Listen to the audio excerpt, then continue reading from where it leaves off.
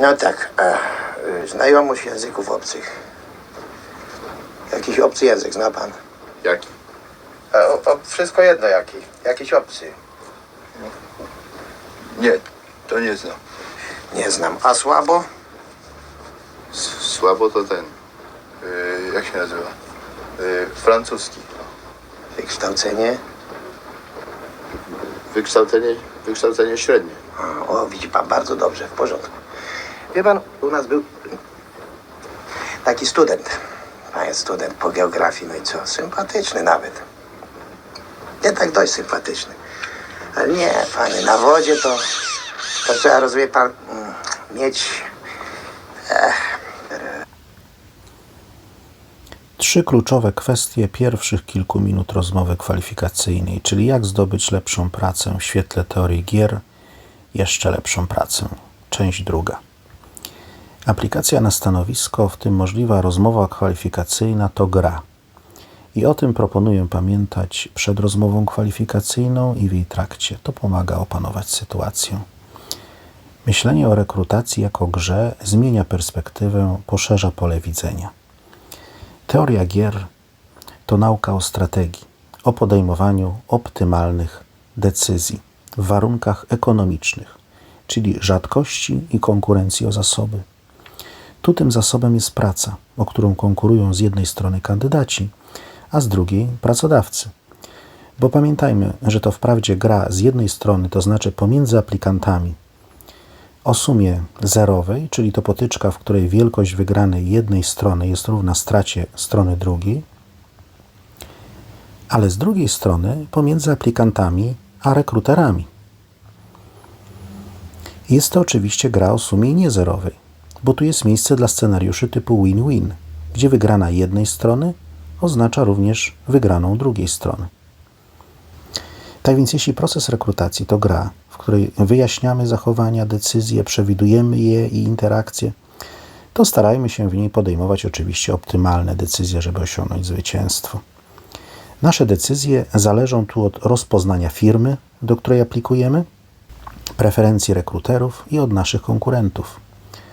Mówiąc językiem teorii gier, gry pułkownika Blotto, trzeba przewidzieć, jak rozlokują swoje siły, atuty konkurenci na poszczególnych frontach. To trudne zadanie, ale jeśli dobrze się postaramy, możemy mieć szczęście. Generalnie mamy więcej szczęścia, im jesteśmy lepiej przygotowani na różne scenariusze. Zatem im bardziej przewidywalni będą konkurenci, konkurencyjni kandydaci, tym w świetle teorii gier lepiej dla nas. A zatem my starajmy się być mniej przewidywalni. Oczywiście w dobrym tego słowa znaczeniu. Zaskoczmy pozytywnie rekruterów. Zaskoczmy konkurencję. W ramach tego chciałbym, powiedzmy, zrobić coś, czego jeszcze nie było. Chciałbym pan coś, czego jeszcze nie było. Tak. Więc zaskoczmy pozytywnie rekruterów. I tu trzecia kluczowa kwestia pierwszych minut rozmowy kwalifikacyjnej. Tak, zaczynamy od trzeciej. Zadajmy ciekawe pytanie. Niekoniecznie dopiero na końcu spotkania, gdy rekruter uprzejmie zapyta, czy ma pan, pani do nas jakieś pytanie, ale wcześniej, od razu po prezentacji siebie. Zwykle pada na początku prośba o przedstawienie siebie, to pod koniec tej prezentacji zapytajmy, czy to jest to, czego oczekuje pracodawca, lub czy z tym, z czym przychodzimy, mamy na myśli naszą prezentację, do której szczegółów jeszcze w tym filmie przejdziemy. No więc czy to, co chcemy wnieść do firmy, spotyka się z jej oczekiwaniami? Czy rekruterzy uważają, że z tym, z czym przychodzimy, możemy wnieść wartość, przyczyniając się pozytywnie do realizacji celów firmy?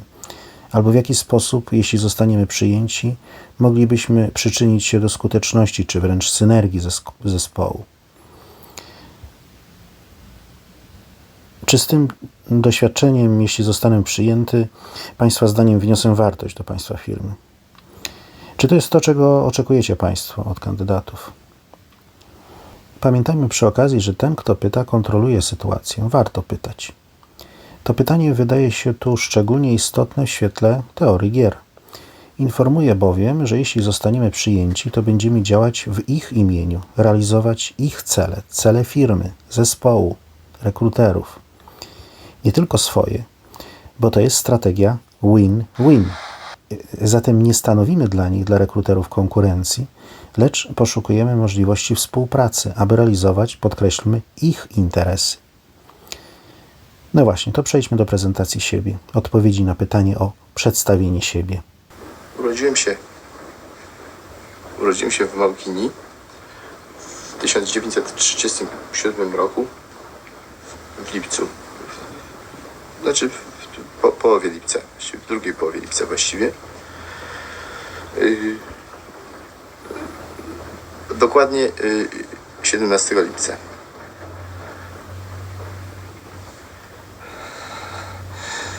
No, to tyle może o sobie na początek. Ta prośba rekruterów o przedstawienie siebie niekoniecznie musi wprost brzmieć: proszę opowiedzieć nam o sobie. Ale nawet jeżeli tak zostanie zadane to pytanie, to znaczy tyle, co jaką wartość może pan, pani wnieść do naszej firmy, jaki problem rozwiązać. Dla rekruterów po prostu ważne w tym przedstawieniu siebie będzie, co w tym jest istotnego, wartościowego dla nich, dla firmy. I uwaga, zawsze i wszystko w porównaniu z innymi kandydatami. A to, co ma znaczenie, to po pierwsze, i tu pierwsza z 3 kluczowych kwestii, sukces. Czy osiągnęliśmy takowy?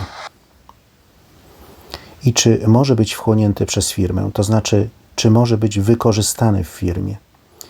Co to może być? Na przykład szkołę ekonomiczną ukończyłem ciekawym, bo wykorzystanym później przez firmę XYZ projektem pod tytułem ABC, albo w pracy jestem m.in. autorem dużego projektu, którego wyniki zmieniły sytuację firmy w branży alfa, albo w poprzedniej pracy przyczyniłem się do lepszej organizacji, co docenili współpracownicy i mój pracodawca.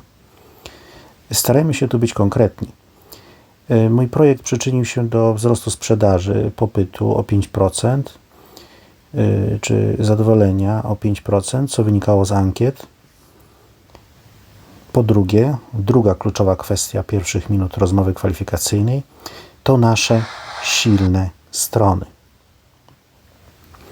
I znowu, czy da się je wykorzystać w firmie, przysporzyć nimi mocy firmie, dodać jakości, zawładnąć niszą rynkową, zredukować koszty, poprawić organizację i tak dalej i tym podobne. Na przykład moją silną stroną jest umiejętność organizowania współpracy. Także przynosi ona synergię zespołu. Na przykład jako pierwszy stworzyłem grupę na WhatsAppie.